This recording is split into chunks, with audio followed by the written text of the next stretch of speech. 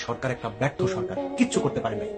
আরে ভাই পাছার চামড়া লাল। রিসেন্টলি নাহিদ ভাইকে যে অপদস্থ করলো, সব সারা বাটপার বলে দিল, দূরধ্বনি দিল। স্বাস্থ্য উপদেষ্টার দায়িত্ব, সে প্রশ্ন উত্তর দিবে। ওখানে হাসনাত ভাই কেন যাচ্ছে, কেন আসিফ, কেন মাহফুজ আলমকে যেতে হচ্ছে? কিন্তু তারা সবকিছু নিয়ে ব্যস্ত। অভ্যুত্থানের 100 দিন হয়ে গেছে, এখন পর্যন্ত আহতরা প্রপয়েন্ট পাইল না। আমি কিন্তু মামলাও করতে পারি, বলা যায় না, যদি দায়িত্ব অবহেলা দেখি। যে কোনো আমার আমার আমার মনে হচ্ছে, আমি বললাম একটু শোনেন, একটু শোনেন, একটু শোনেন, একটু শোনেন। আমার মনে হচ্ছে যারা যাদেরকে আমরা আপনাদের প্রতিনিধি হিসেবে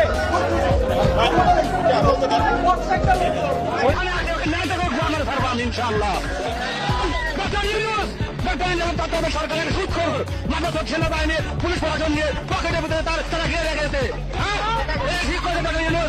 সমন্বয়ক শব্দটা এখন রীতিমতো বিষাক্ত। দেখেন এমন আছে যা আমলি করছে এরা করে না। আমলি সরকার যা কিছু কইরা টেররিস্ট হয়েছে, মাফিয়া হয়েছে বা সন্ত্রাসী হয়েছে, তার সব কিছুই এই সমন্বয়করা এখন করে। ওরা মনে চাইলেই তো কেউ রে টিসি দেয়, কেউ রে এখান থেকে রিজাইন করে নেমে আসেন, বাদ বাকিটা আমরা দেখে নিচ্ছি কি করেন। ইনশাআল্লাহ জিজ্ঞেস করছি যে কি প্রবলেম হচ্ছে আমাদেরকে বলেন, সলভ করছে না।